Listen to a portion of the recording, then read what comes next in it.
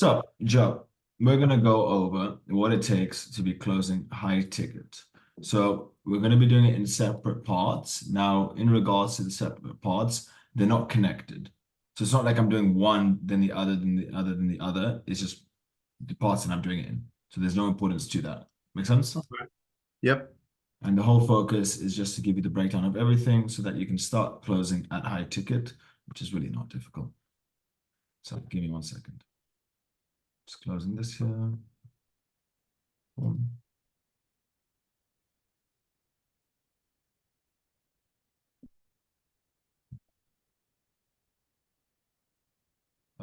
Quit.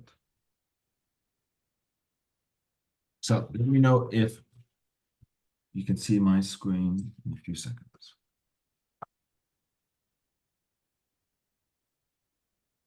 Yeah. You can see the black? Mm-hmm. Wonderful. So we're going to go over a few things.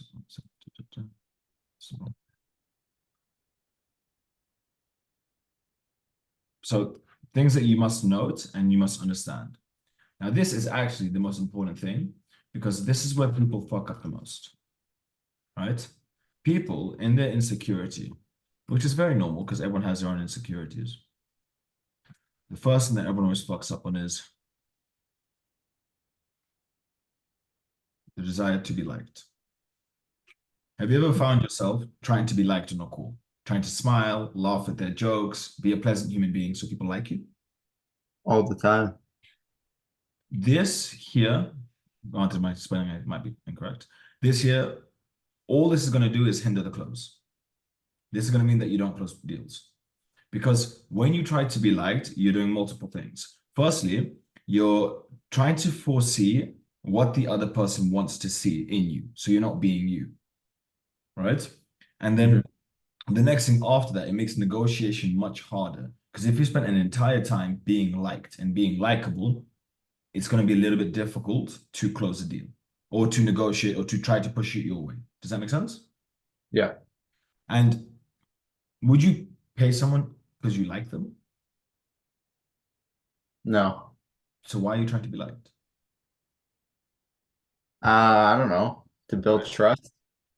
Doesn't build trust. Would you trust someone just because you like them? Um, Pause. Would you trust someone to complete a task just because they were a likable person? no. There we go. So, got nothing to do that. The only thing that matters is competence, right? Conscientiousness. Oh, it's terrible spelling. And IQ, right? These are the three things that matter the most. I've had someone, it was one of my favorites.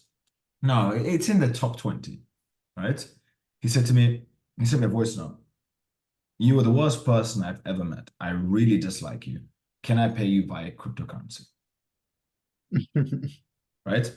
Generally, he did not like me. I was not rude to him. I just showed him the fucking truth of his life. But I still closed because he understood that I have all three of these, or at the very least, he had a perception that I had all three of these. Does that make sense?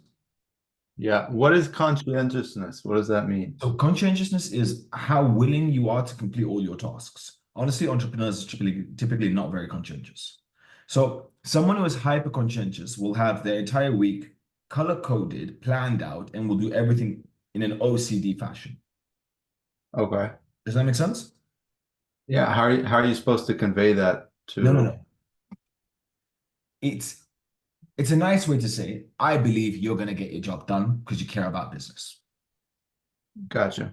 right? So if I give you this money, will you do all the work that's necessary? Are you competent enough to get it done properly? And if there's any issues, are you smart enough to fix it? Mm-hmm. If someone possesses all of these three traits, would you pay them? Probably if I trusted them. But now, is it you have to there's two types of trust that we have to consider. Let's talk about this. I wasn't planned to. All right. The first one is a robber. Is he gonna steal my fucking money? Yeah. Yes. And the next one is job. Can he do the job properly? Now, obviously, Right. this one we just common sense don't come across as a scam artist. Yeah. And the best way to avoid this is speak less. Because Why? because at the highest levels, people don't speak a lot. Because As desperate? no. Because let's say you start off at entrepreneurship, like you kicking it off. Hmm. Everything is new to you, so everything matters, right? So let's say you're trying to do sales and you're looking at 1, 2, 3, 4, 5, 6, 7, 8, 9, 10, right? If I said to you, what is sales? You'd say it's all of this, and you're trying to explain all of it to me. But now someone at the high level of sales will just say it's these two things. Because for them, these two automatically mean these five, and you should get that. And this one here means these five, and you should get that as well. There's no need to break it down. It just means this. Hmm. Does that make sense? I get the logic, but so how is the person on the other side of the phone? How does that what it translate to in their head? So the way it translates is this person here is trying to prove themselves, right? This person here isn't. Hmm. A great example, I'm sure you've seen videos of it. An interview with a billionaire, right? They can summarize in a few words what got them to a billion, right? Yeah. But I'm sure it's a little bit more complex than that. So why have they summarized it like that? It's because this one word is related to all of these things here. This one here related to all of those. And they can keep going further, but they don't need to because they don't speak in those terms. Makes sense. So a great example is someone newer. Let's say there's two potential business partners or like two different businesses they're speaking with each other. When they're new at it, they're going to break down everything. Let's say with ads, right? They're going to say, we need to do this, we need that part, we need the funnel, etc. And they go into hyper depth Hmm. to make sure everything's covered. Whereas I may say, cool, let's get a campaign up and let's get a funnel afterwards. Let's set up a campaign and a funnel or an activation, whatever it may be.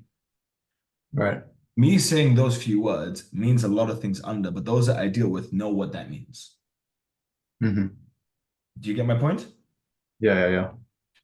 And when you end up with these five here, you will often end up proving yourself. When you Hmm. shut the fuck up, it portrays expertise. But now let's go one step further. And one thing I'm going to talk a lot about is value, right? We'll call this is the fundamentals, and I'm going to break apart some laws for you, and I'm going to break apart sales call for you. So value is here.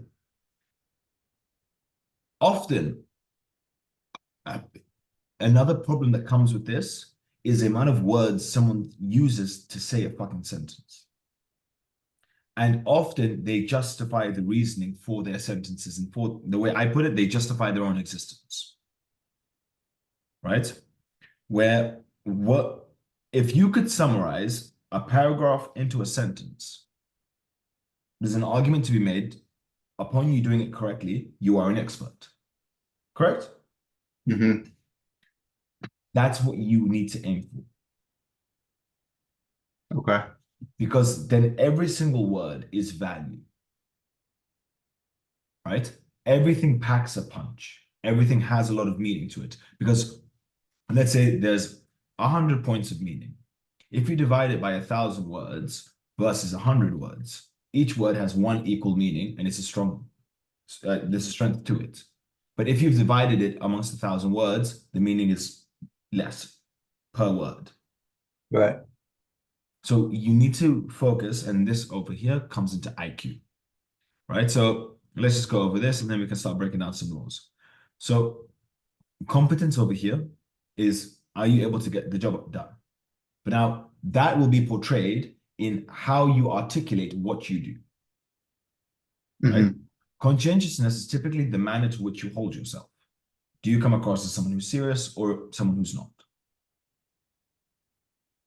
IQ, why do you think I put IQ here?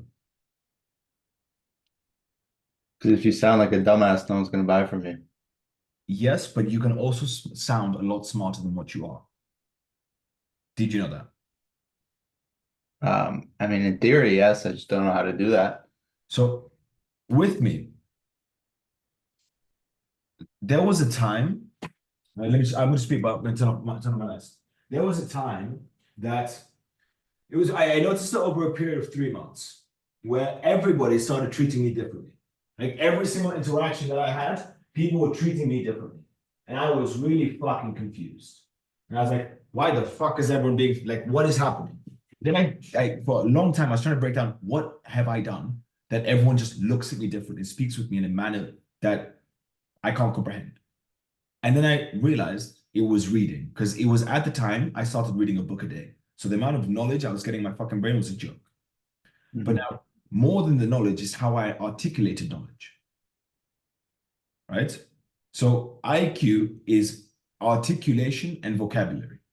If you were able to utilize words that people are unfamiliar with, I don't know why they just assume that you're smarter. It's really retarded, but it's verbatim. Okay. Have you ever, see, I'm going to liken this to a guy that I know. There's one guy that I know, I don't speak to him for years now. Everyone else thought he was really, really smart, very into politics. But all the fucker did was he'd watch the news the night before and articulate his like the opinions of other people. And everyone took him as being smart for it. Right. I spoke to him, I said, you're a fucking parrot. Everything you do, you just parrot shit. Like you have no independent thought. But now everyone else around him viewed him as someone who's intellectual because of his vocabulary and because he would parrot shit. So then over here, I'm going to add one more thing, niche knowledge plus vocab plus articulation will allow people to perceive you as smarter than what they are. Okay. Are you suggesting to go learn the dictionary? There would be an ROI. Now, do I recommend a dictionary? No. But reading nonfiction books. Do you read nonfiction? Yeah, I'm reading Ayn Rand right now. Have you heard of her? No. Philosopher, very big philosopher. Yeah. I like philosophy. I plan to study it a lot more in the future, but big fan. So from here, the main things that we need to gather is all about value in the words that you say, not being liked. The amount of people I've closed, right? And I've said, one thing, I have to be honest, I'm not here to have a friendship with you. I'm here to do my work.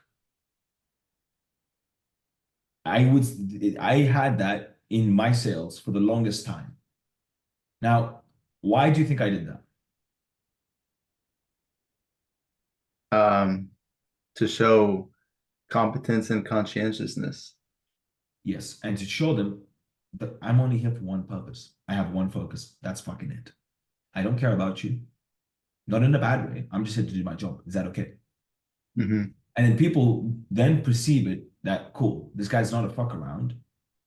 He's just going to do work. And maybe I like him. Like maybe we'll be friends in the future, but like that's his focus and I respect that. Right.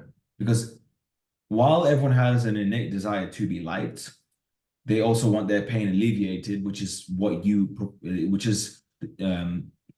solved by the solution that you provide. Make sense? The last part didn't.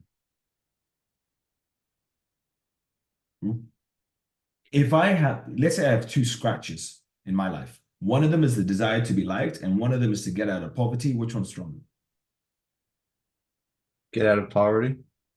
So if I tell you I'm going to focus on that, I'm going to ignore that. The pain in that one is strong enough that it'll be okay that I've said that. Yeah. Right. The first thing, one massive thing that you need to kill, you as an individual, is your desire to be liked. It will only hinder you. And it will hinder you of all aspects, whether it's on sales or whether it's on service delivery. Because if you're trying to be liked on service delivery and your client fucks up, how are you going to tell them? Do you get my point? I've noticed that with my service delivery, I try to like befriend my clients. And what ends up happening is they start telling me how to do my job and like, hey, we should run this ad and not this. We should do this and not that. And I'm like, stop telling me how to do my job. I don't tell you how to sell roofs, you know? There we go. But now it's all because you tried to be liked. You don't think that will help continue the relationship further? No, no, no. Yes and no. But it's all about the initial frame. The initial frame is super important, how they see you from the get-go. Hmm. As an example, if the first time you met me, you saw me knock a guy out and just continue to pummel his fucking face, we could be friends long time after. Are you ever gonna fuck around with me? Yeah. Right? But now let's say on an opposite side, you saw me for the first time and I'm just like hanging out with gay people, like you know those fairy ones, right? Are you gonna trust me to have your back in a fight, No. even though we're friends? You get my point? Yeah, yeah. So it's what is that person's base? And if your base is trying to be liked, So you think it's okay to have that authoritative frame initially and then try to befriend them, further into the relationship when you're doing service delivery, or you still don't suggest that? I do, but in a very specific way. So the way that it works is, let's say me and you have a friendship, and I never speak and you always speak. Hmm. Who do you think likes who more? The one who always speaks. You're gonna like me a lot more than I like you. Yeah. All you have to do is get your fucking clients to talk. You don't have to be friends. You just need them to like you. But now, do you know why you need them to like you? So they pay me. No, nothing to do with paying you. There's no fucking connection to them liking you and paying you. Kill that in your fucking brain. When you do your work, you need to get paid verbatim, right? It's so that if you ever have 1 to 3 bad months, them liking you will buy you time. Right. Does that make sense? That's what I meant earlier by you don't think like befriending them will prolong the relationship during bad times. But now I'll say another thing. Befriending and trying to be liked are two completely different things. Hmm. You agree? Yeah. Give me 2 seconds, I'm sending an address.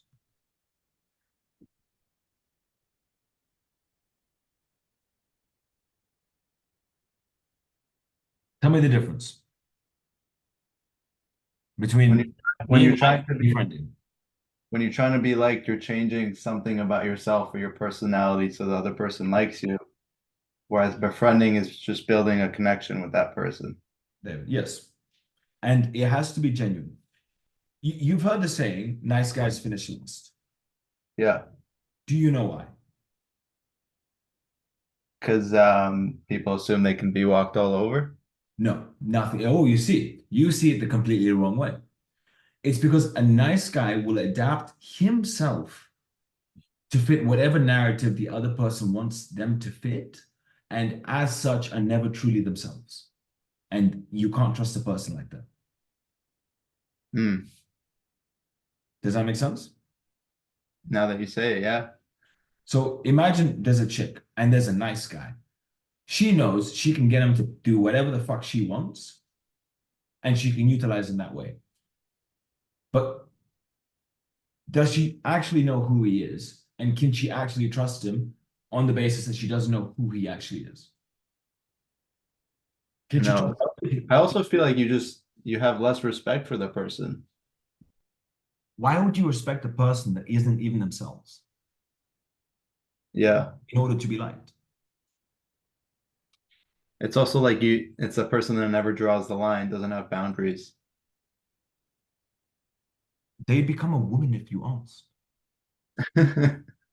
Yeah, They'd be like, at what point is there a line of I am who I am? right. And many people live subconsciously. No, live. Okay, there's a saying by Nietzsche. If you, if the unconscious, no, if the conscious, no, if the unconscious does not become conscious, it will rule your life, and you shall call it fate. Right? Hmm. Does that make sense? What the quote? Yes. To the same extent, if you are always trying to appease other people, who are you? You're the reality of other people's needs. No, no, but no, no, perfectly fine. You're adjusting yourself, but who are you? The amount of times I've asked someone, "What do you enjoy doing?" and they don't have a fucking answer for me. What are your Right. hobbies? What makes you happy? And they're just you get my point? Yeah. Now, I'm connecting all of this because it's all related to sales because we've discussed life as sales, Hmm. right? And I'll connect another thing here to being liked. If someone does everything just to be liked, can you trust them to get the job done? Can you trust them when something's going wrong? No. If someone's a cunt, generally like they are, those people who are just who they are and they don't give a shit. Yeah. Can you trust them to be themselves? Yes. You get my point? Now, Yeah. based on that, as long as themselves are an individual who is competent, conscientiousness, and comes across with a good IQ, I don't like the cunt, but the cunt's going to make me money.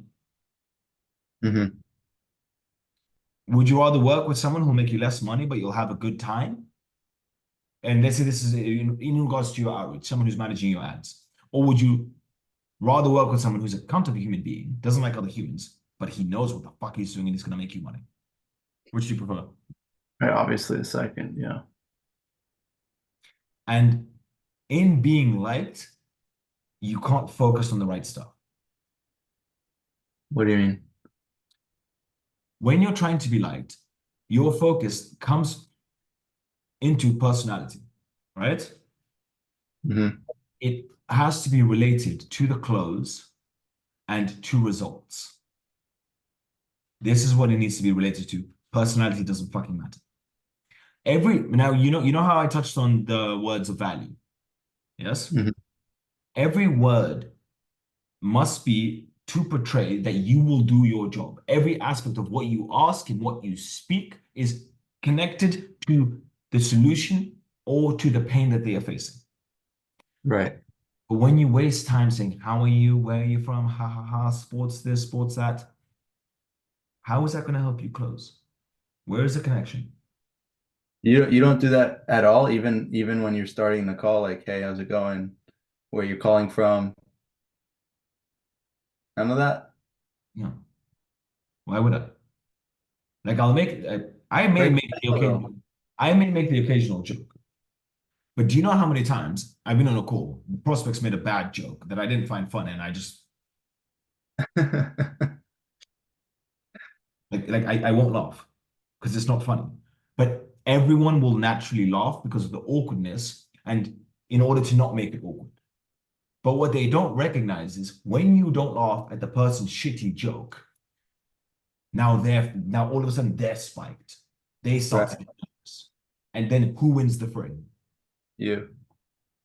Yeah, it's true. And all I had to do that was be myself.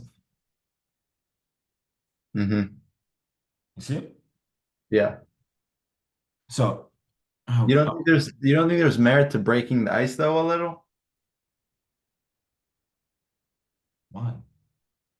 You're not gonna fuck the person. You're going on a date. No. And and I'll say this, it's not true behavior. It's lying. Am I wrong? When I'm asking them questions that I don't give a shit about? You are being disingenuous.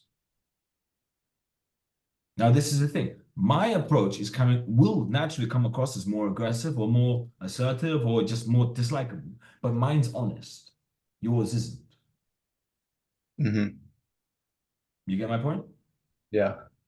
And at the end of the day, you need to, this is another thing, right? And then after this, I'm going to get into the laws. No, we can finish off the laws. I want to break down the sales call and then we can get into the laws. So it's all about standing out, right? Hmm. Everyone says saturated. Nothing's fucking saturated because it's all saturated with shit. I'll give an Hmm. example. So there are two types of nightlife, like in the top cities in the world.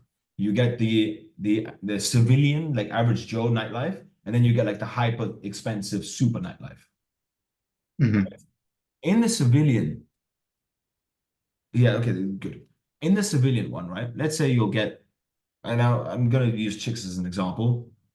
On average, the whole club or bar is gonna be filled with chicks that are three out of 7 out of 10.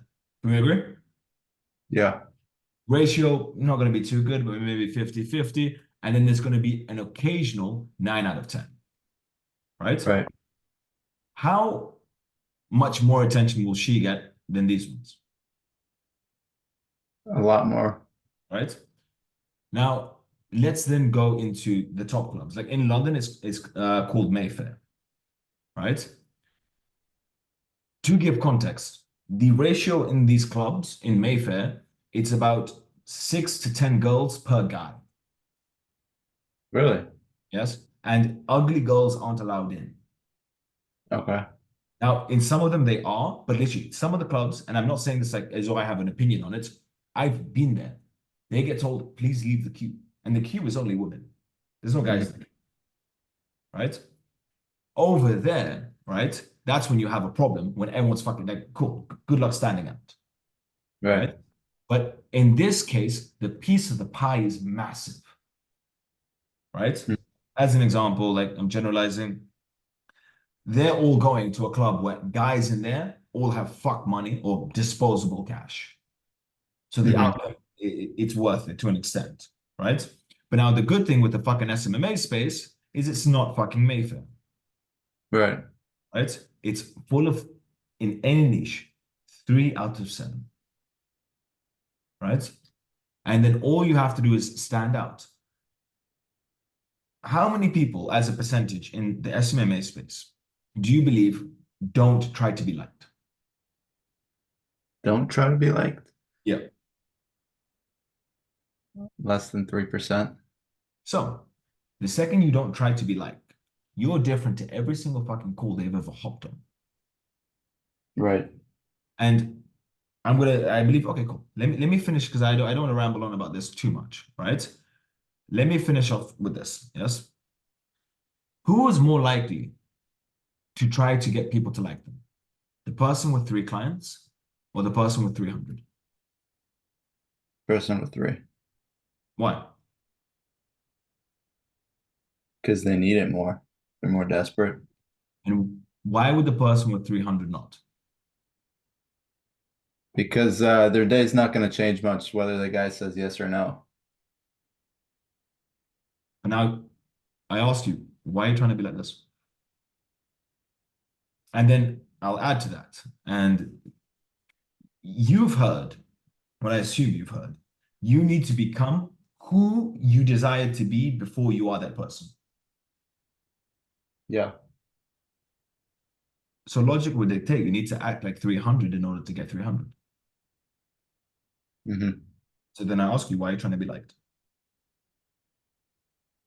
Well, I didn't make the connection until I jumped on this call that being liked means, not being in a position where you have 300 clients.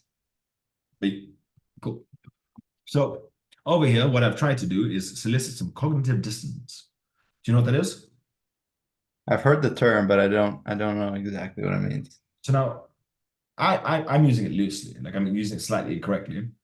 It's basically where I warp your reality on how you view something. Okay. Now, typically that's not a good thing because it will get people to fight against you. When you try to warp someone's reality to try and close them, it's not always the best thing. Because like their subconscious won't allow you to do it, but I'm trying to fuck with your how you view stuff. Now, Hmm. the next aspect is sales calls. Right now, we're going to split a sales call into 2 types, right? We'll call this one, we'll call this number 2. Yeah. Number 2 is intellectual bias. Have you heard of this term before? Yeah. And this is just normal bias. What's the difference? I think intellectual buyers are more to the point. They just want to hear the numbers, the facts, what they can expect, what their ROI will be, you Why? know, because that's what matters. Intellectual buyers, they have money. So money doesn't matter. Money isn't a stimuli.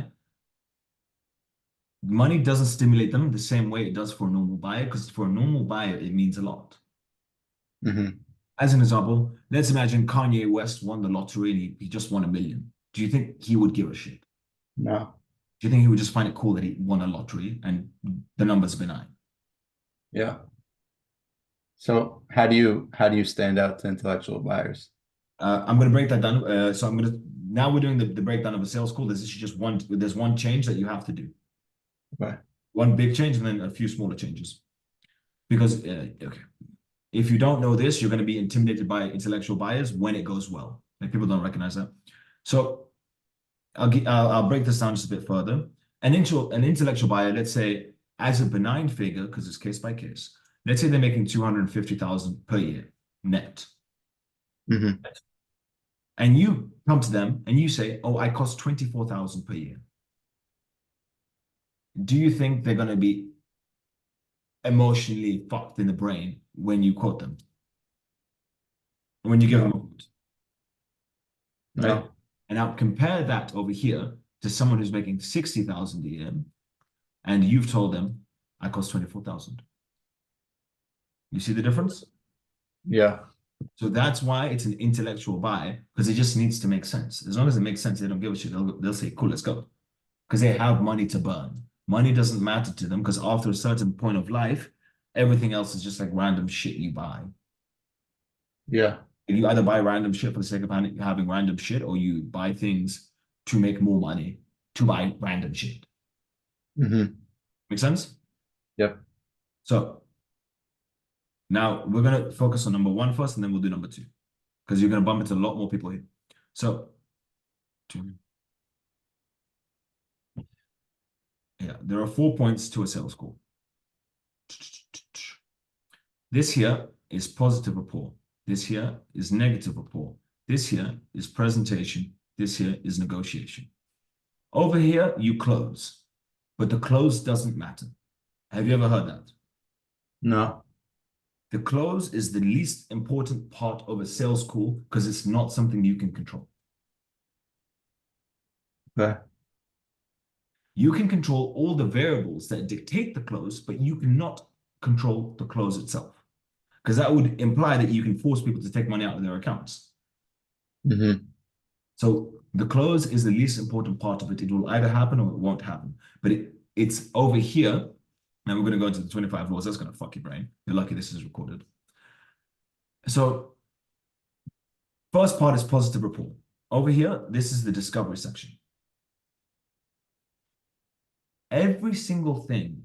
Now, discovery meaning you are trying to find out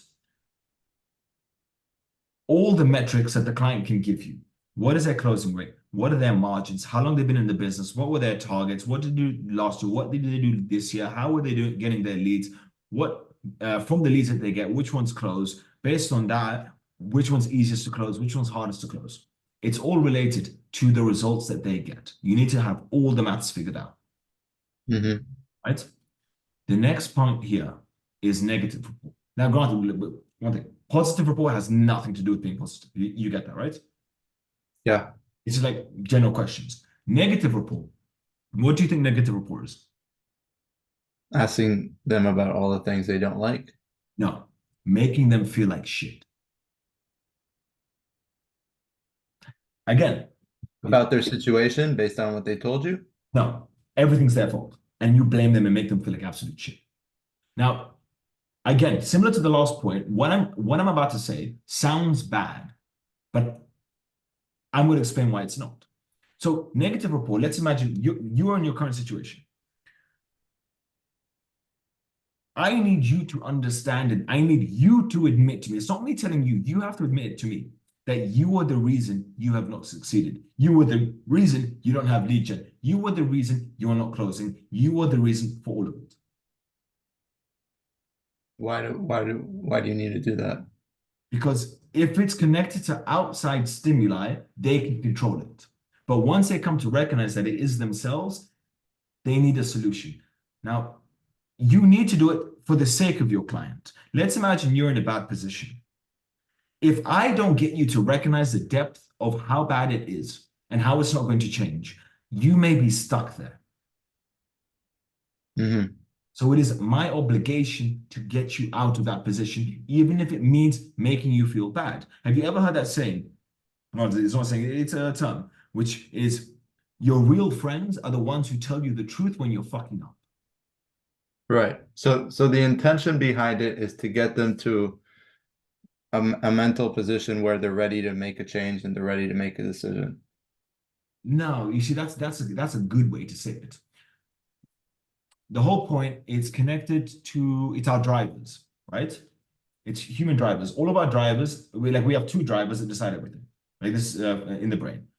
It's either to avoid pain or it's to run towards pleasure, Hmm. right? We're trying to maximize how much pain there is. Like well and truly maximize the pain. But now there's a cutoff point, right? Boop, boop, boop, boop, boop, right? So let's say this is how much they pay, and this is pain, right? Hmm. The higher you go, the more they pay, but the more that they cut off. Make sense? So the drop-off rate at this point is way higher, but people pay way more.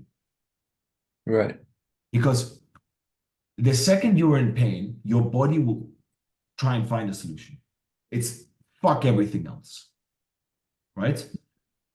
And it's all dictated by the level of pain. Would you say a heartbreak is painful? Yeah. Let's imagine you've been hyper depressed and you can't eat, you can't do anything, and it's all that's on your mind. And then something happens and you lose a fucking hand. Are you gonna give a fuck about the relationship? No. Let's say someone dies. Are you gonna care about the relationship? No. I mean, it depends who, but yeah, No, no. no. Let's say a parent, Yeah, no. right? Because the pain is way stronger, and then all the focus goes there. But now, what we try to do is we try to fix pain very quickly. Pain is a lot stronger than pleasure. If you try to sell someone a dream, it's nowhere close to as effective as selling them a solution to pain. Hmm. Let me give an example. Um, No, it makes sense. I get it. Yeah. so that's one of the factors here. But now, what we want is we want to solicit the pain, get them to recognize that they're the reason nothing's fucking happening. And as soon as that's done, we present the solution. Can I pause you real quick? How do I make them feel pain? By getting them to admit, you see, it's all based on what you find out in discovery, right? What's your close rate? What's your show up rate? What's your lead gen methods? Oh, you don't have any lead gen methods? Oh, the market fucked you. So what did you do to combat the market? Because obviously, if the market went down, common sense would dictate that you do something. Like, what did you try? I'm keen to know. You didn't try anything. So why? And do you do you think if you would have tried something, maybe something could have happened? Like, did you have any ideas at least? Yeah, I had this. So why didn't you do them? Look, and then when someone gets fucked off by the pain, you tell them, look, I'm not here to judge you. I need to know what's stopping you from succeeding so I can actually get your results. I don't want to be like everyone else who lies, but I need to know the truth. Hmm. You see how I convey that? That's what you Right. have to do, and then you can keep digging. And the more you dig, now granted, people who do this a lot, they close way more, but people cry. Like people generally, they cry on these calls. And the reason is you're bringing out the truth. Hmm. Does that make sense? Yeah, but then how do you turn that into making them feel like it's your fault? It's their fault. No, because they know it is. Because you just have to ask them, so what did you do? Why didn't you do anything? What is this? What is that? Oh, I was lazy. What do you mean you were lazy? Hmm. Like, I want to help you, but I need to understand exactly what happens. Right. We've had similar situations, but I need to know the truth. I'm here to work with you. I've done this multiple times, but I need to know the truth. And this is the big thing. If you see that if you see that I see your pain, you'll trust me to get you a solution. because no one else was able to see the truth, but you did. Yeah. And going one step further. Oh no, no. I'm going to connect it to two different I'm going to use two different it's not melodies. What the fuck's that word? It's not similes, it's another thing. You'll get what I'm saying. Metaphors. Hmm. If a doctor said to you, you had some heart problems, and he said to you, it should all treat itself. But just in case, do you want to buy this expensive medicine? What would you say? No. Would you pay 10,000 to fix a little infection? Is it life-threatening? No. Probably not. Would you pay it for cancer chemotherapy? Yeah. You get my point? But why? Why are you willing to pay more for one than the other? Because one has more pain attached to it, and that pain needs to be fixed. So you're willing to take the loss of the loss of check this out. The loss of pleasure that you would have achieved with that 10,000, you will allocate that 10K to avoid the pain. Yeah. Would you ever pay money for chemotherapy into a holiday to have a fun holiday? No, because the pain is more than the pleasure. But you would do it the opposite way, would you not? Yeah. There we go. So that's where it's a skill that you need to be able to hone in, because how can you help someone when you're pretending you can't see their truth? Hmm. And So it's yeah, how do you get better at that? Like how do I know if I'm doing a good job at that? because you'll see them fucking twitch. You'll see them stutter, you'll see them fumble, and you'll see them slowly break, and you just go deeper and deeper. Granted, it's a whole thing to fucking train on, but even a little bit is more than what everyone else does. And I just moving forward, right? We then Hmm. go into the presentation, and on the presentation, everything like remind me after this. You're a decent human being, so I'm going to send you one of the presentation templates that I have for you to utilize. Every single fucking page on that presentation needs to be one step away from them getting a closed deal. That's it. If What it's do you, not related to them making more money, it is not on the fucking presentation, and it has to be very close to them making money. As an example, I don't know if you've seen it. Many people add all the features of Go High Level onto their presentation. yeah, I've seen that. Yeah. Many people add all the industry stats. Yeah. No one gives a fuck Yeah. because it doesn't fix that in itself has got nothing to do with their pain, and they're here to deal with pain, right? Look at entrepreneurship. Are you not trying to deal with your pain through the means of money? Yes. Whether it's pain or pleasure, there's a fucking reason you're doing it. And if it's not connected to that, do you give a shit? No. So your presentation, it's a rule called solution setting. It's one of the laws. Everything has to be connected to the solution, which is the alleviation of the pain, right? Hmm. And then we go on to the next final part, which is a negotiation. They know how much it fucking costs.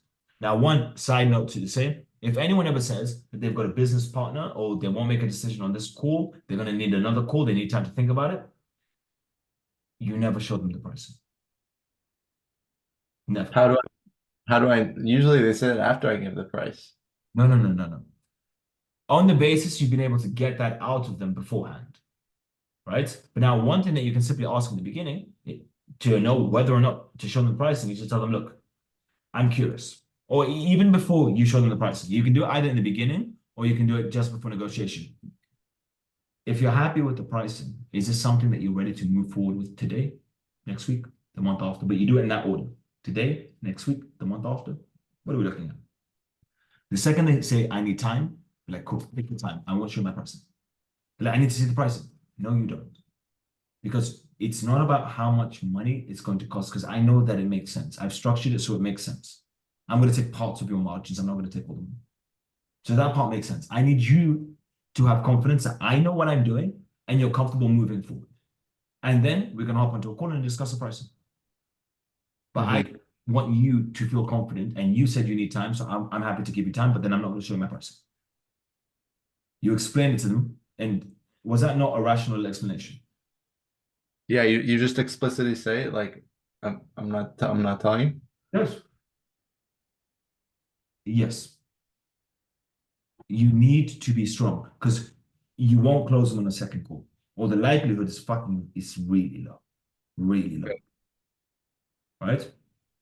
But now let's mix this in with intellectual buyers. What do you think the change is here? They want to know all the numbers. No, just from the spot, there is no negative report. You do not touch negative report. You do not breathe an ounce of negative report. No, Why? because they have no negativity attached to it, right? You tell someone who's made 1 million, why didn't you push yourself further? Because they're right? They're literally like, bro, fuck off. Like, yes, I could have like, I'm making 1 million. Yeah, I could have pushed further, but I'm doing fucking okay. What's your fucking solution, you can? Right. You get my point? Yeah. Because it doesn't hit the same. Now, is it possible to make them feel pain? Yes, it is. But negative rapport will only hurt you and it will only fuck them up passionately. Make sense? Yeah. You completely remove that. But now the another change is you know when you now you based on your discovery, you'll be able to know whether or not you're dealing with an intellectual buyer. That makes sense, right? Yeah. You will know that they're interested because they'll ask questions. The more interested they are, the more questions they will ask, and you need to answer short, sweet, to the point, no bullshit. Yeah. Every word, again, value has to be value.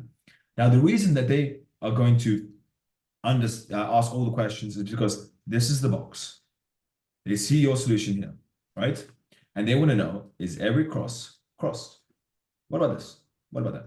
This here, this here. What about this? What about that? Do you have this? Do you have that? And this? What about that? You answer all of them? Yeah, this makes sense.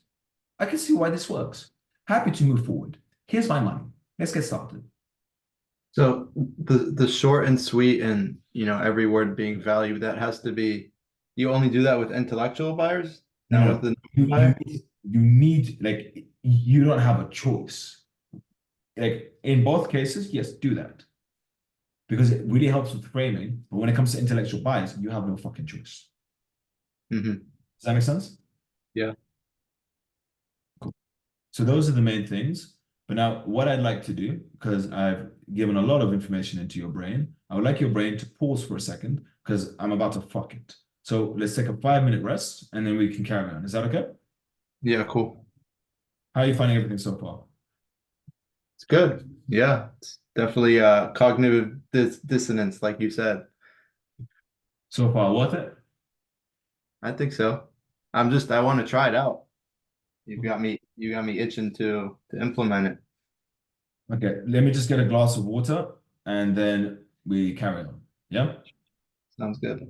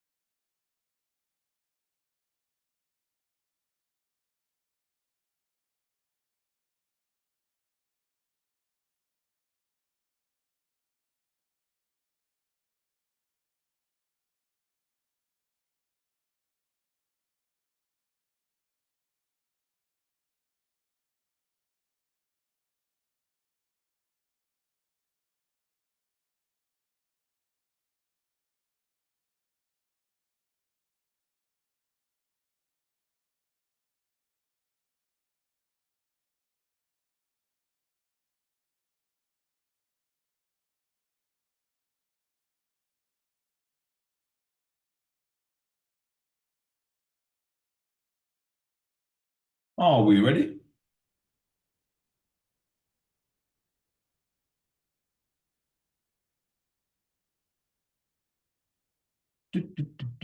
Hey, Ready?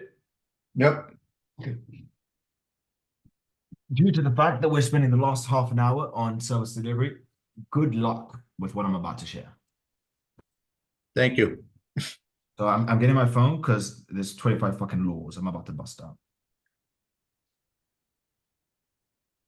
So now I'm going to be going over the behavioral rules, right? So as you've seen, my approach is not a script. You get my point? Yeah. So right now, my coin term for it, it's behavioral rendition is what I'm calling it, right? Now, there are 25 laws. Let me open them up. No. So I'm broken it down to 25 laws. Okay. Now, one of the laws is intellectual bias. This is its own law. As in, this law is not connected to anything, all the other laws are connected. This one law isn't connected. But this is just, you need to understand how to deal with intellectual bias. Does that make sense? Mm-hmm. Now, the reason it's not connected is it does not apply or cannot be utilized when not dealing with an intellectual bias. Make sense? Or do you want me to say that differently? No, yeah, I get it. So, perfect. So, I've done the maths and I've seen it being tested. You need, except for intellectual bias, any three laws at a high level. And once I've showed you all of them, we can test it. You can give me three and I'll explain to you why it will work. You need to be very good at any three laws. You will start closing at high ticket. Okay. From these 25 laws, me, myself, I lean on 8 of them. Like I use 8 a lot.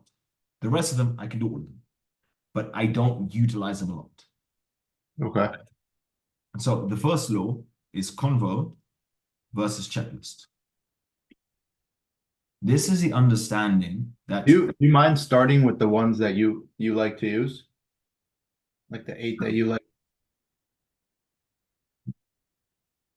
can that I, work? can I have, I've got it in a list, so it would be more time effective if I highlighted it afterwards. Is that okay? Sure. I don't want to waste any time just like going through I'll it. go. Yeah. So convo versus checklist. It's having a conversation and not asking a checklist, which is a script. But it's more complex than that. It's understanding where are the points of value that I must provide and I must pull in order to solicit the close. What questions do I ask? And the way you need to do this is you need to understand, right? Rather than saying, rather than just knowing, you need to say, what are your current lead generation methods? You need to understand why you're asking that. Why am I asking what are the current methods of lead generation? The reason for this is I need to compare I need to compare what I have to what he or she is currently doing. I need to understand from all the options that they have, how many are they using? Because if they're not using many, cool, I've got a lot of fucking pain to pull here. And from the ones that they're using, I need to have an understanding of what they are and which one's working best. So that's why I'm asking this question. And depending on what their answer is, I can move on to the next section. Does that make sense? So it's Yeah. understanding what you are actually fucking doing, right? When it comes to the questions. Next thing is positive rapport. We've gone over positive rapport. This is, give me a second. This is the discovery section. So you're familiar with positive rapport, right? Yeah. It's just all the questions you're asking to figure out who they are and who they are, where they're at, where they're trying to go, what's stopping them, just all the logistical questions. Then we have negative rapport, which we've touched on. You're familiar with negative rapport, right? Mm-hmm. Next one is niche expertise. At the highest level of niche expertise, which you can do yourself without having any clients, you will come across as someone, or you would be able to act as a consultant in the niche. Does that make sense? Yeah. The next one is presentation perfection. which is having the perfect presentation where every point is a touch point of value connected to the close. But now presentation perfection as its own law is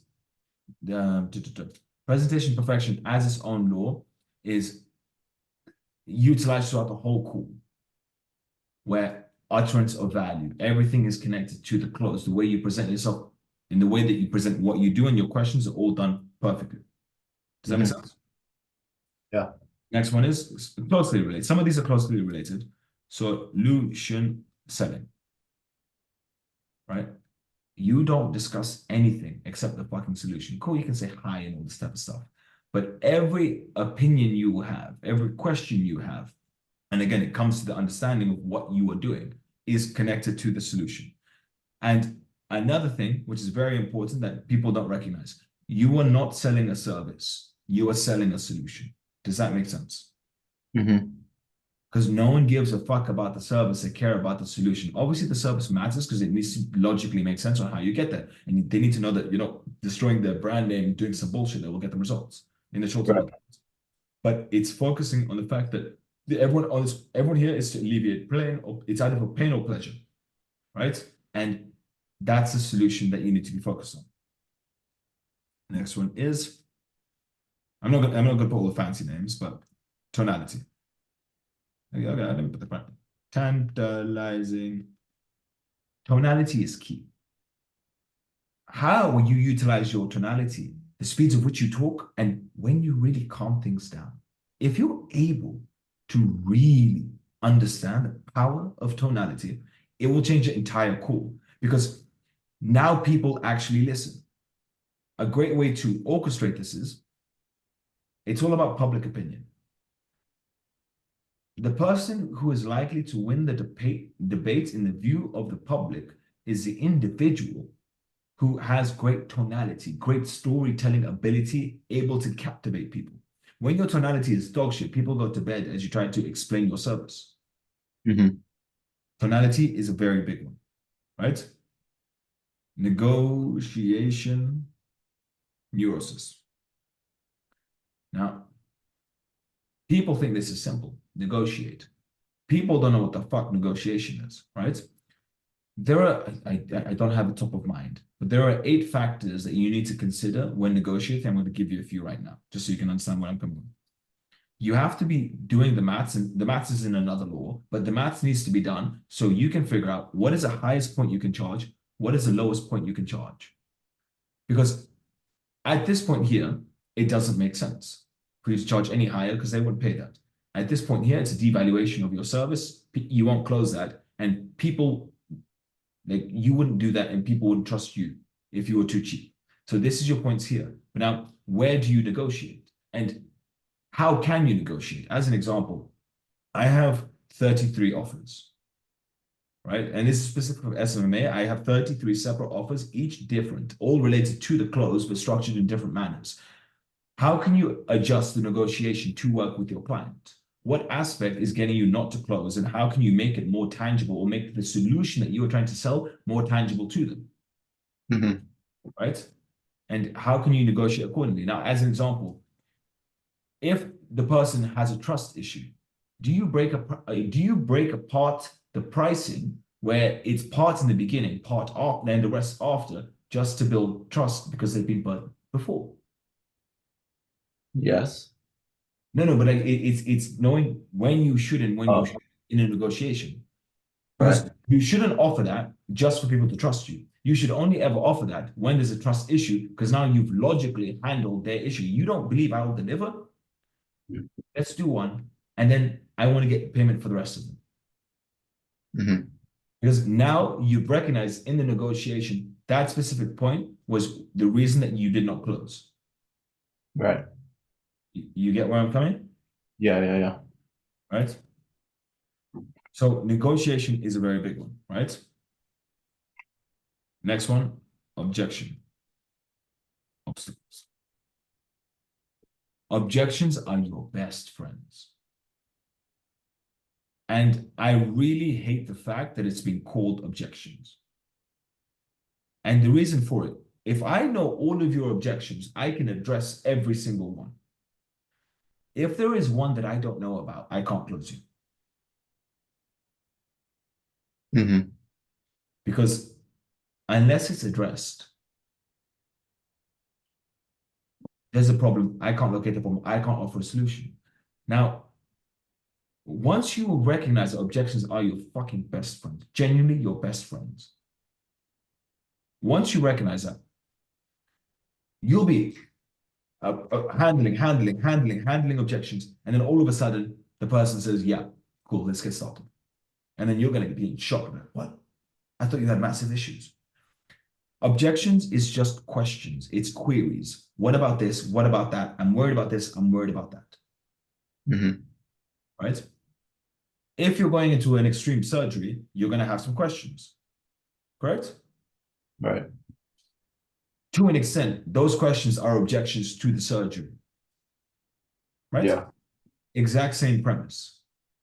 But Hmm. now, when you haven't closed and you're at the end and you don't know why, you have to think back to your fucking service, back to everything, and you ask them again. And what you're trying to do, you ask them loads of questions. You have to ask it differently to how you previously asked it, or should it like an idiot who doesn't remember. And you want them, you either want to be able to locate the objection and handle it, or get them to spill the objection if they've been hiding it. Hmm. Right? How do you do that? Yeah. How do you do that? You've come to the end of the objection, the end of the call, haven't closed. Okay, now, so I'm just curious, because just to make sure that everything was clear, and I want to make sure that everything has been clear for you. Now, when it comes to the advertising, do you understand why we test the way that we test? Now, obviously, what are your thoughts on that? And like, has it been something that you've tried before? They'll say, no, I get this, yada, yada, yada. Okay, perfect. Now, when we qualify leads, do you see the script and how we qualify and why we ask the questions that we do? For all you know, because you said that, they're then going to say, yes, but what about this part? I'm worried about this aspect. What Hmm. would you do with that? Right? Or maybe they have no issues. And then you go further. Okay, now in regards to the handover, if we were to get started, would there be any issues with your schedule? So I'm trying to find objections in advance. Oh, no, in this case, I'm trying to ask questions and pull it out of them just in case there are objections. Hmm. Right? And now, at a high level, and you need a lot of sales calls to be able to do this, you could structure your entire presentation that handles every single objection. Let's say 80 to 90% of potential objections. Right? As an example, let's just go here. You're on the roofing, right? Yeah. As an example, it could be a popular, like, let's say, okay, let's say that we know that as an example, no, that's added value. I had an example, I wasn't happy with it. As you know, people change their minds. So let me show you an example of a reactivation on prospects who weren't closed, but were then closed afterwards. And you play a qualifying call and you say, yeah, we got them through a reactivation campaign by text, booked them back in, closed deal. The first time that Tom went there, didn't close. The second time, they did. We don't leave money on the table, which will then handle their potential objection. Yeah, but what if someone doesn't pay or they don't get started? But now you have that in your presentation. Does that make sense? Not really. I didn't really understand that. Okay. What is your niche? It's primarily roofing, but anything home service. What is an issue that a roofing provider can have with a client? With a With, client with their or client, with their clients. um a lot of them are price shoppers. They're just shopping for the cheapest quote.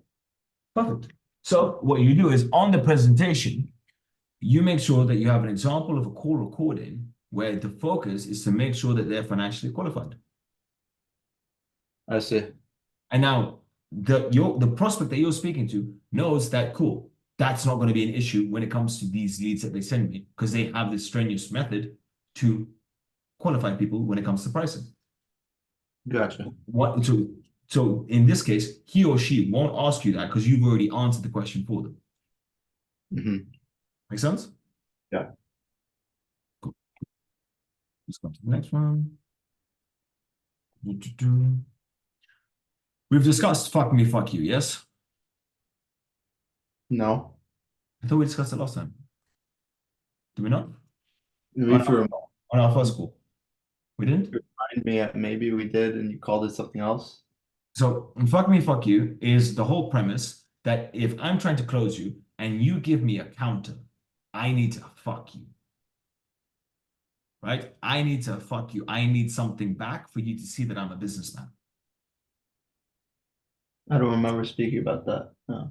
Yes. Because if you say to me, I want a 25% discount, and I say, fine, you now know I just added 25% margins that I was happy to lose. Oh, you're saying, okay, I'll give you 25%, but you have to give me this. Yes. Okay. Because that's how business actually works. Okay. Right? So fuck me, fuck you, very important rule.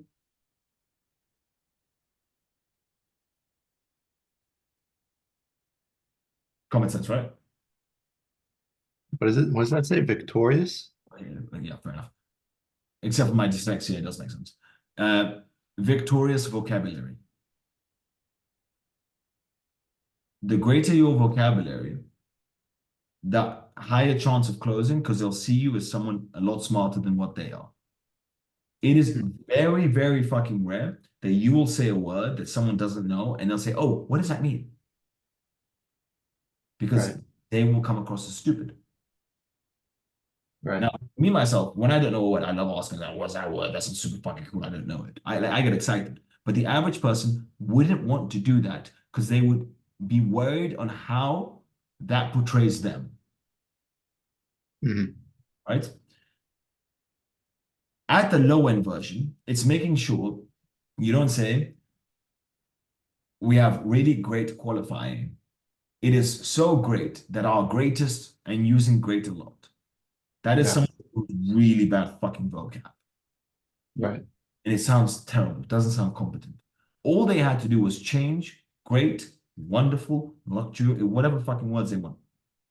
Right? Hmm. That's at the lower end. And at the higher end, have you ever read a book you didn't understand a word, but you understood the context because of the word? Yeah. That's what you need to be doing.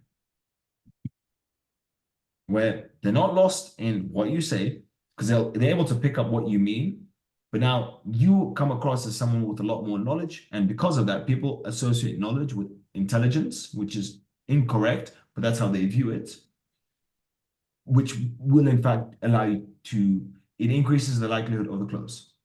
Make sense? Hmm. Yeah. Next one, double-ended questions. This you have to use very carefully and very scarcely, but very tactically. Do you know what a double-ended question is? No. Technically, I'm just going to change the battery in the camera. The correct word for it, granted I bloody made it, is double open-ended question. Do you know what an open-ended question is? Question where there's a lot of responses or there's more than one response. So a closed question is a simple yes or no. As an example, are you a virgin? Yes or no? In your case, yes. That's an easy, right? An Yeah. open-ended question is, why is it that you're a virgin? Right. A double open-ended question, why is it that you're a virgin? And what are you doing to lose your virginity? What are you trying at the very least? What, you need to use this very carefully. You can use it in negative rapport. Granted, you can use it everywhere, but an example, you use it in negative rapport. What have you tried to do to increase the amount of leads that you're speaking with? And on top of that, have you implemented anything to increase the conversion rate? So why is it important to know how to do that instead of just asking the question, they respond, and then you ask the follow-up? Because it forces them to speak. I'll give an example where this is important. It's in the presentation. You've heard people say, oh, in a presentation, you need to touch base with everybody. to make sure that they're still listening. Right. Right?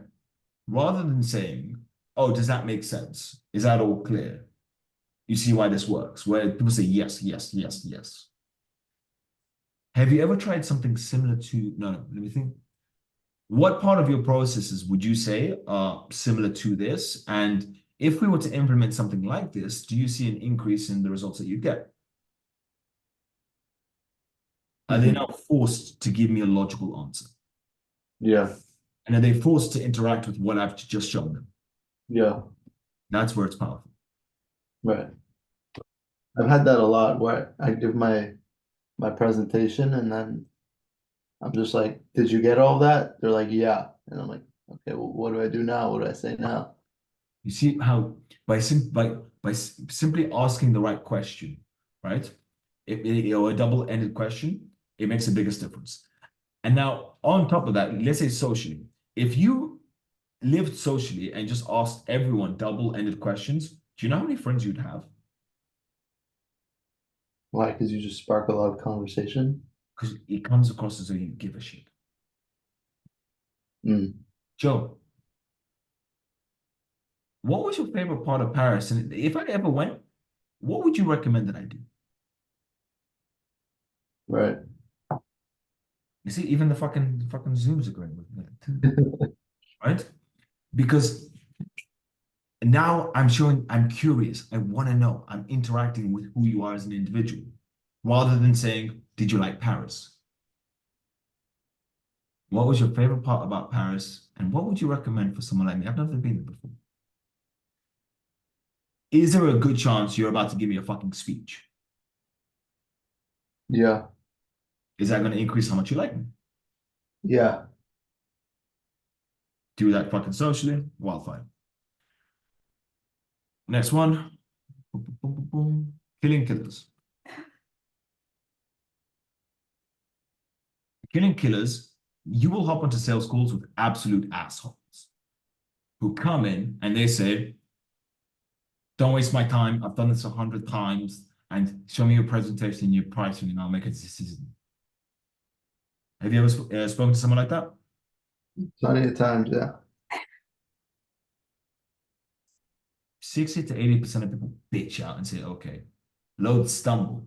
Very few say, cute, but that's not how I work. You may be doing well. I'm also doing fucking amazingly. The reason I'm doing amazingly is I decide who I work with, and I need to ask you questions before I decide that. If I decide that it works, I'll show you my presentation. If not, I won't waste your time. But I've got questions to ask, so either treat this call respectfully or we can end it because you may not need it. I don't need it either. Do you get my Right. point? Yeah. Yeah.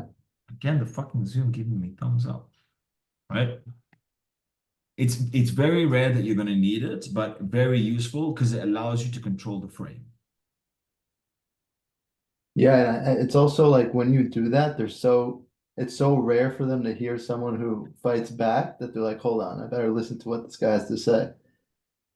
This applies also to life, and it's a point I'm going to say is a point that you brought up. I've done like my own psychological like tests. Do you know the Big Five? No. So it's Jordan Peterson's and other psychologists. They made it like a whole test which breaks down a human being into like Okay. different parts. I am so the way that it works is a scale of 1 to 100, and it's giving you data as though you were in a room with 100 people. Where do you rank? Hmm. Right? I am 99 on assertion. So I am the second most assertive person in any room of 100 people. I am 0 on politeness and 0 on agreeableness. Hmm. Right. I So saw Jordan Peterson. He said something like there's a very strong correlation between how agreeable you are and how much you make. And he said the more agreeable you are, the less money you're expected to make. This was for people who, I mean, we're working 9 to 5s, but it still applies. no, it applies even more on this. But honestly, most entrepreneurs not fucking agreeable people. Yeah. Because I'm just such an extreme, and it's just I enjoy it. I don't want to say I get turned on by confrontation, but like it's very close. I've seen people chicken out with me. where they'll get aggressive, but I'm in my docile state, right? And then they'll see who they just got aggressive with, right? And the look of fuck me, I've Yeah. just the It's next like you 10 minutes of you my life. understand there then and there. Because I say, what the fuck, like it's it's not that I'm gonna kill them, but they've just recognized I'm not remotely scared and I'm fucking entertained and I'm about to waste their fucking like I'll go head to head. And Right. once they fall, I'm gonna give them a bollocking for tempting. But Yeah. now, as you mentioned, because so many people automatically back down, they're not used to it. So it will be the only reason that this wouldn't work is that the trap's having a really bad day, Hmm. right? But case by case. Next one, we've got intellectual bias. We know what that is, right? Yep. Next one, calculus, calculated. People don't know how to price shit. What's your pricing? 1,500 retainer. Why? Don't have a logical explanation. What you need to do is you have to figure out if I bring the client one deal, they're going to make X, right? From X, their margins are going to be Y. Let's just call this margins, also known as net. I can take 0.10 to 0.3 of Y. So I can take 10 to 30% of Y. That Fair? means I'm undercharging. Pardon? That means I'm undercharging. No, wait, now wait. It doesn't stop there. Now you have to say, see this. I'm going to send this person 10 appointments. What is their conversion rate? Based on their conversion rate, how many will they close? Let's say they're really fucking shit. I say that because I want to make the maths easy for us here. If their conversion rate is really shit, we're looking, let's say 10% conversion rate. One of these is going to close, right? So what that means is let's just make X 10K. Oh no. Let's make their Y 10K, right? So they make 10,000. Hmm. I'm going to take, I've decided I'm going to take 30% of that. So I'm going to take 3,000. Now I can't send it for every appointment or else this fucker is going to be in debt. Agree? Yeah. So what I have to do is I have to do 3,000 divided by 10. So my price per appointment is going to be 300. If I know that I can provide them 5 appointments a month, I'm going to charge 1,500. Yeah. So the math on that for me is they're getting about 5 deals per month and profit of 5,000 each. So I'm way undercharging. There we go. But then that's calculated. Yeah. And give me 1 second. My little cousin wants my out. He's come for a sleepover and he wants to watch Netflix.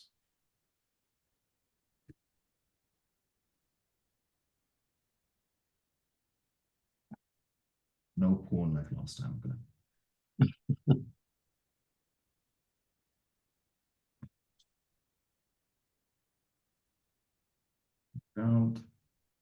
So now, can you do the maths? And actually, no, you can do the maths after. So, wait, let me see. Now, and the next one that we're going to be looking at is Socratic questioning. Do you know what that is? No.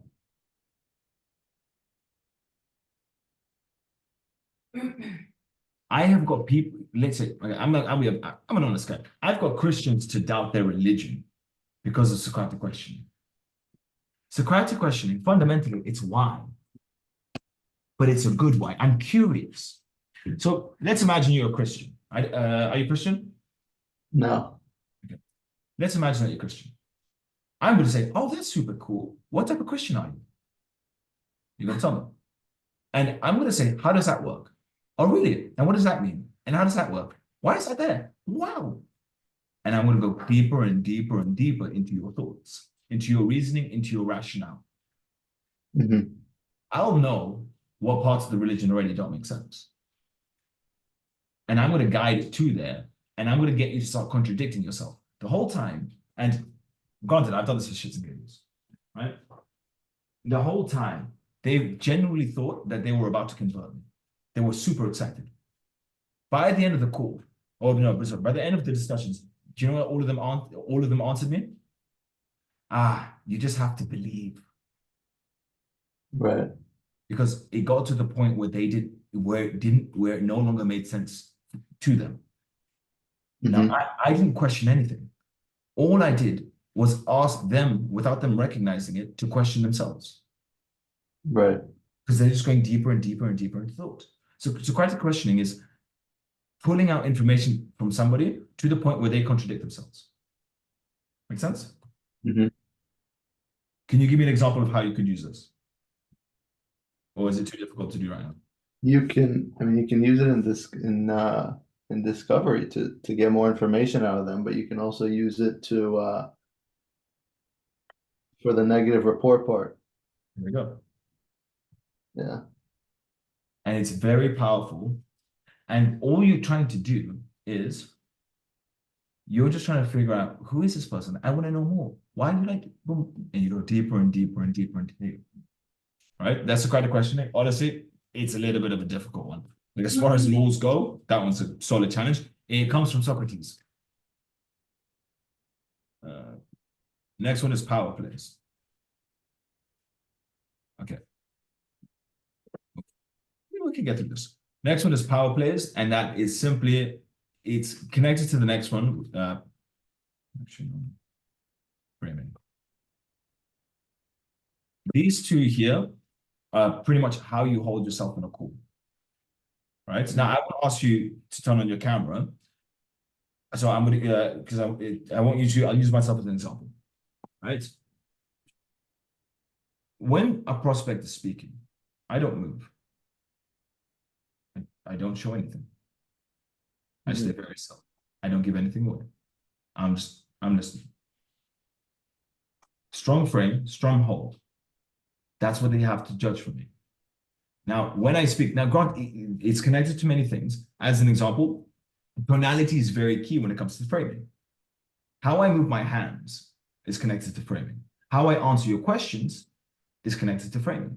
Because am I justifying my own existence, or am I giving you the literal answer that you need? Make sense? Yeah. It's all about positioning. Is this person a CEO, or is this person a startup? Right.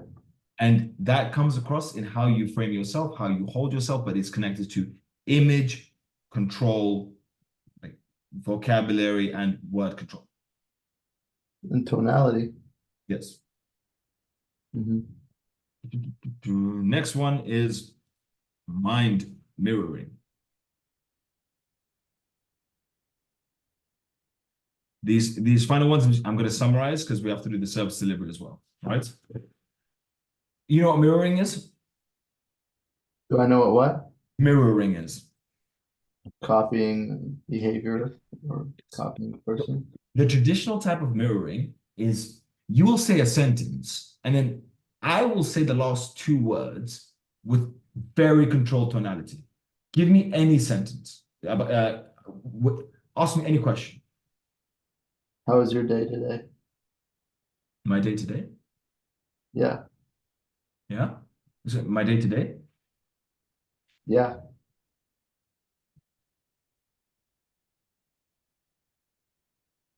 Okay, you're not making it very easy. Try another one. What do you do for work? Work?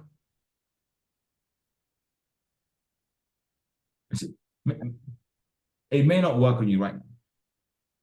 What you try to do is you try to solicit confusion for work. Now, if I'm confused, what are you then going to do afterwards? Try to explain my question and why I'm asking it. And how many times can I do that? Infinite. And with all of that, you're speaking a lot and I'm finding out your truth. I've used mirroring. It's really strange.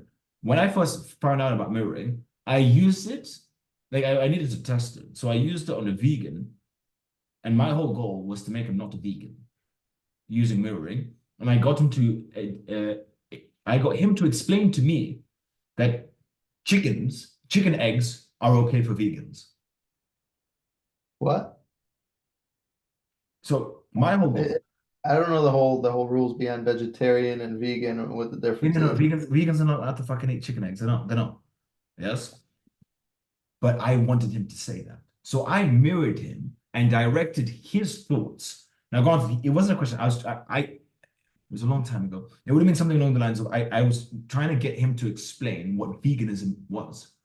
And I was using mirroring to guide the conversation as well, alongside Socratic questioning, in Mhm. order to get him to explain to me that he fundamentally believes he can eat chicken eggs. But if I'd Right. asked him that in the beginning, he wouldn't have said so.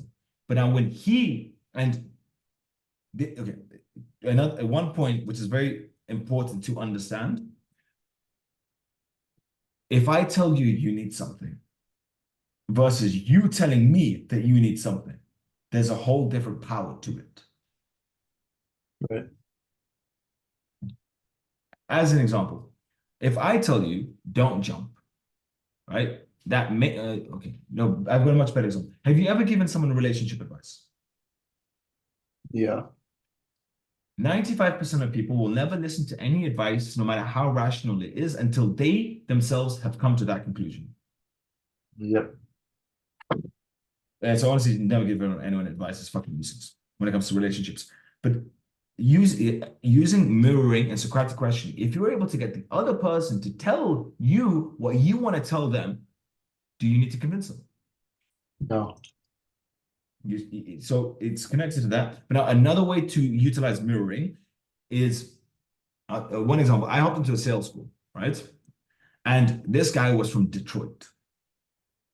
And I believe he was the first proper Detroitian that I ever spoke, like proper, like not gangster, but like very slang type, Hmm.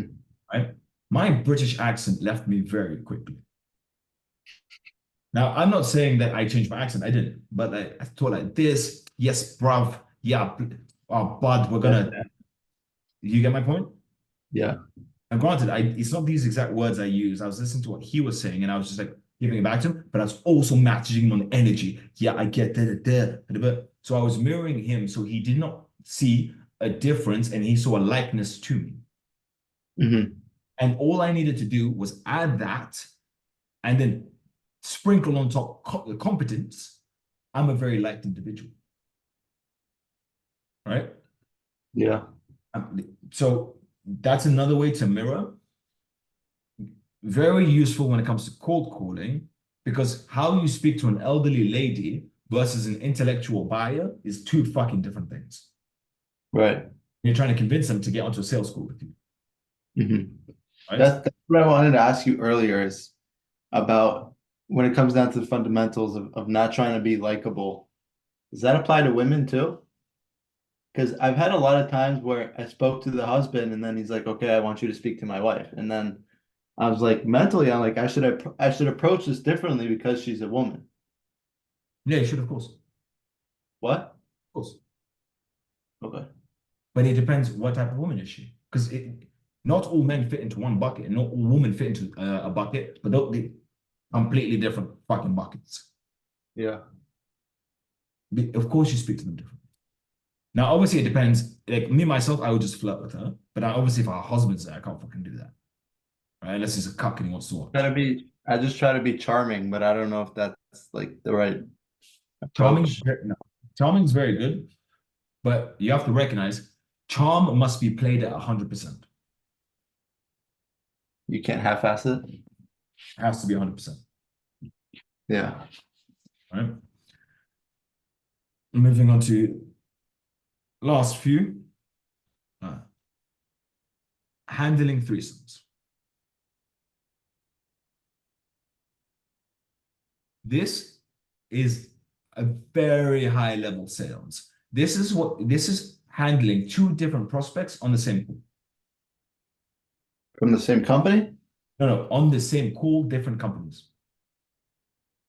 Why would you ever get into that situation?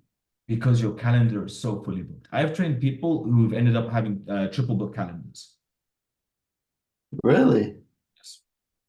Now, which is why the law needed to be created, because people don't do this. Now, there's two approaches to this. You can either, and it's a lot of fucking reading you have to do very quickly. like psychological reading. You have to either very quickly figure out who's who are you more likely to close and kick out the other person. Be like, look, Samantha, you're not a right fit. I'm just going to remove you. Thank you for your time. Boom. Now, what that does is that shows that you are comfortable kicking people out, and it makes that other person feel special. And I've seen it where that's happened, and that the prospect said, I didn't think they'd be a good fit either. Which is pretty much saying, I'm a good fit for your program. I'm good enough. Right. How powerful is that? Very. And now, if they say, why is that? Oh, it happens every once in a while. It's because we're fully booked. Like with the outreach that we do and people coming in through referrals, we're fully booked. But don't worry, I've done this many times. It'll go well. How good is that for the framing? Also very good. If you take it throughout the whole call, when it comes to the end, you just need to put one person in a breakout room, or you have a call with them at separate times. When it comes to the negotiation, you do not try to handle two people at once, closing book. Right. At that point, put them in breakout rooms, right? Like I had done a lot of calls that I burned on purpose, to an extent on purpose, trying to figure out the best way to handle threesomes. As an example, one time I put them both in a room. Never doing that again. Right? Because yeah, I lost all aspects of control when that happened. And one person that I could have closed was put down, or the close was shut down by the other person. Make sense? Yeah. And one thing that you can easily do, as an example, let's say someone's happy to go into a breakout room. Whether you close that person or don't close, really happy, just got them on board. Let's see if you're ready to come on board. Make sense? Next one. Environment. Oh, my spelling.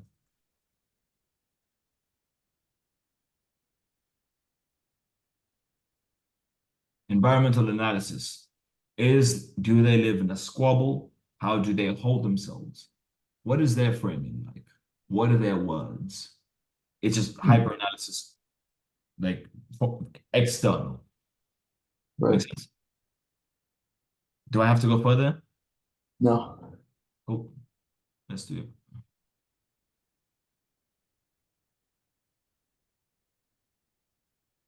Do you know what deflection is? Yeah. Have you used it before? In sales? Yeah. No. Ask me any question about deflection.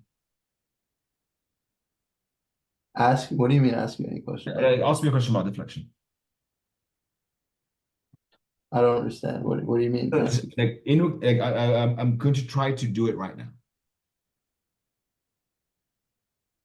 Ask you a question about deflection? I'm going to try to deflect your deflect, like your question. Oh, okay. So how many leads am I expected to get? Okay, when you say leads, you're talking about closings, right? No, leads. Okay, so how many we directly sent to you, not relevant to those who close. Yeah. Okay, just one quick thing. Sorry, just came to mind. I'm happy to address this. When it comes to your schedule, because I need this noted down, when would you be free to take these calls? Let's assume we got started. Would you be free more in the afternoons or the evenings? So like steering the conversation in a different direction? That's one way of many ways to deflect. Now, the reason I tried that, like I went that route, is because how many times have you been in the shower, thought of a business plan, and then you forgot about it instantly? A lot. How many times have you had a song and then you forgot? A lot. So there's a good chance you're going to ask me a question, you're going to forget as long as I ask you a question and pull you away. Well, what's the reason for avoiding that question? You want to use deflection when you're hiding stuff, or when it's a stupid question, or you don't need to know it. As an example, someone may say, do you offer any guarantees? And you don't offer any guarantees, and you don't, like, you can either say, no, we don't, or you just want to avoid it by deflecting it. Make sense? Yeah. But it's a very useful skill to have. Like, yeah, very useful, even for life. And now that I've had people do it with me, it really fucks me off because I'll notice deflection and I'll get really pissed off. And in a public setting, it looks really awkward because no one realizes anything. And then the final one, which I definitely don't have time, and it's very complex. Goat closing. Goat closing is when you're able to close within like 10, 15 minutes. I don't know many people who can do it. I can do it. It's basically a hard hitting combination of a lot of these rules. And you know you've done it when you've signed a client and they say, by the way, what do you offer? Right. Now, what are your thoughts on the laws? I know there are quite a few. I think they all make sense and they're all practical, but I'm struggling to see like I knowing myself, I know when I jump into the sales call, I'm like not gonna be like, oh, I should use this law. Like I'm not, it's not gonna pop into my head. See, I had said to you previously, you need three. Right. Pick any three. Okay, honestly, at random, except for intellectual bias. I like the fuck me, fuck you. Cool.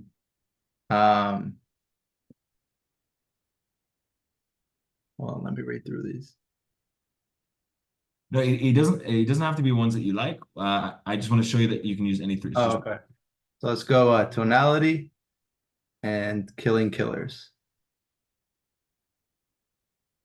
And then, Fuck me, fuck you. ooh, you've picked some interesting ones. Because you picked very similar ones. So using tonality, you're able to captivate the individual, ask every question, sound genuine and sound curious and sound very, very competent. You can orchestrate all your points perfectly, right? Mhm. Which is a very big thing. So getting that to a very high level, very important. Fuck me, fuck you. Every point of negotiation, you are properly negotiating like a businessman, right? When they say, I want this way, you say that way, this way. And it's just highly aggressive negotiation. I don't want to say aggressive, but for every yin, there is a yang. Mhm. And you come across as an individual who is not to be fucked with. You're very serious, you make very good money, and killers are scared to come close to you. Mhm. If you had all three of those, your tonality is really good. You understand the fuck me, fuck you, and you can negotiate very well. Where even if they win, it comes across that you win. And your, to an extent, your disagreeableness is so high that people know that you're a serious person. Does that make sense? Yeah, but I feel like all three of these will be a lot more useful with intellectual buyers compared to just the normal buyer. Killing killers, no. Tonality is required for both. Right. But like killing killers and fuck me, fuck you, it's only, mostly intellectual buyers, no? No. Fuck me, fuck you is anyone who tries to negotiate. Because the second they say, look, if you has anyone tried to say it's too expensive, I'm happy to do this price. Honestly, not yet. So what have you got? What have people said to you? Usually I just like if it's out of their price range, they'll just say like I need to think about it and then I'll never hear from them. I just realized one of my laws are missing. Fuck, yes. Okay, no, you just made, I've got it written here.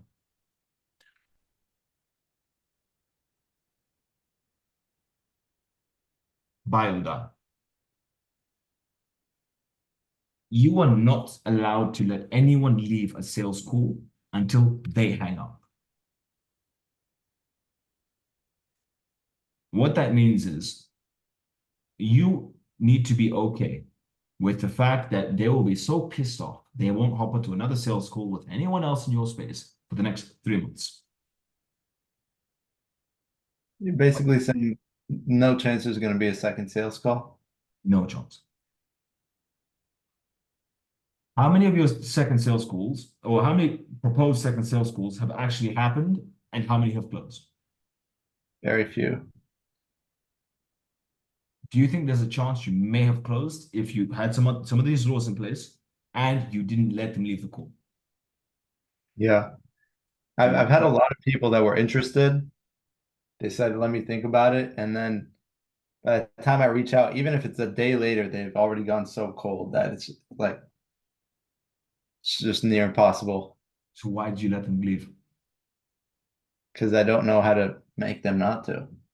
By asking questions and questions and asking each question differently and being curious why this is it. And it's having more conviction in in your success than their conviction in failure. What if they say like, I've had a couple times they say, oh, I want to see something written down. Can you like send me something and then I'll let you know tomorrow?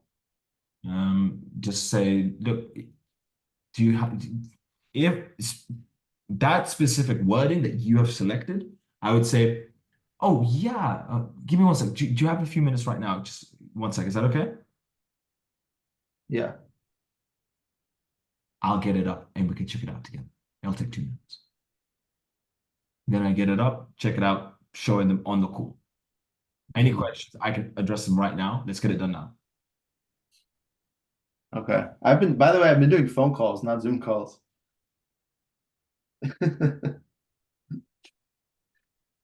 Not a good idea.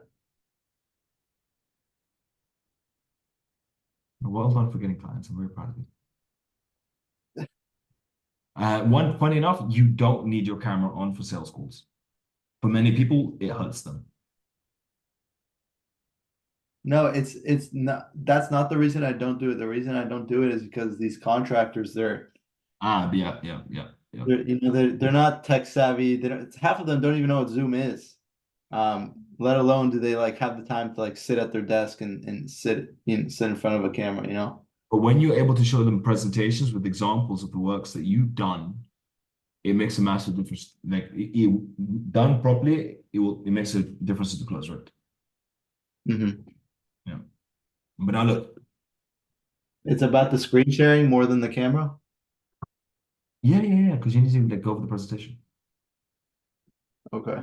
Like if you have them on a phone call, they may be at a construction site. They may be doing work. They may be driving.